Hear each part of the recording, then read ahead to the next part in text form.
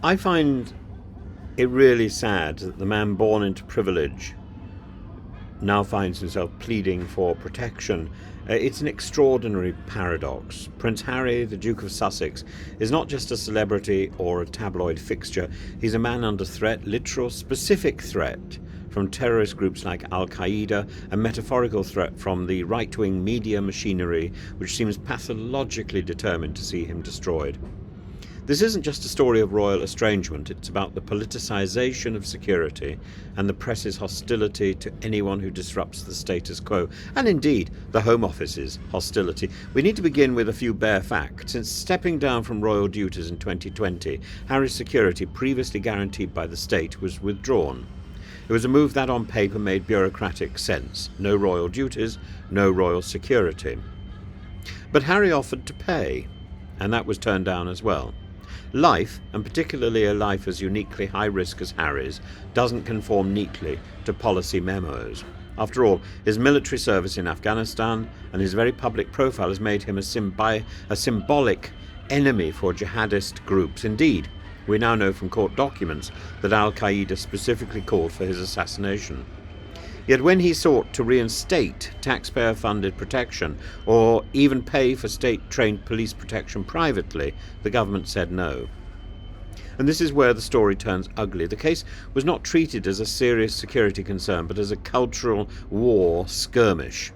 Rather than empathy, the British media offered derision, particularly the right-wing outlets like the Mail, the Telegraph, the Spectator, who spun this as entitlement. Oh, and GB News, if we want to dignify that with the same link. They lambast him for being too royal when he wants protection, but not royal enough when he doesn't. He is simultaneously dismissed as self-pitying and attacked as dangerously outspoken. In truth, their grievance isn't really with Harry, it's with his refusal to play the silent, subservient role the media expects of its royals.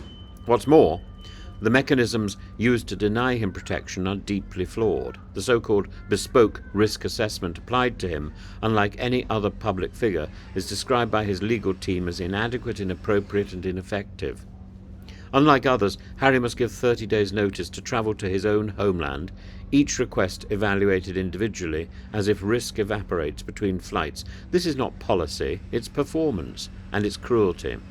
Why this vendetta? In part, it's because Harry broke the unwritten rules.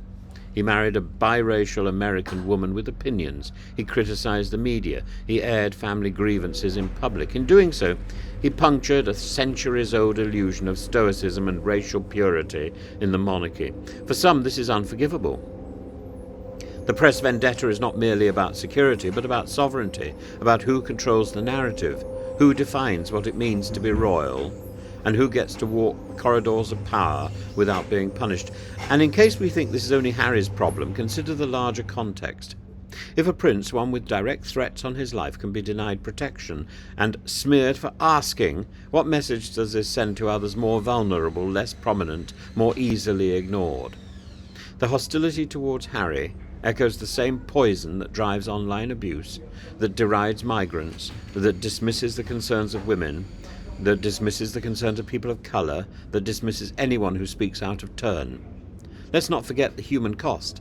This is a father of two whose wish is not to grandstand but to visit the country of his birth without fearing for his family's lives. It's astonishing that Britain would rather humiliate Harry than protect him. In doing so, the state and the sections of the press appear more committed to vengeance than justice. The Home Office appears more intent on its own dignity than its own duty. Ultimately, the treatment of Prince Harry is not about family feuds or national pageantry. It's about how we treat those who dissent, who demand safety on their own terms, and who refuse to be bullied into silence by the great powers of state.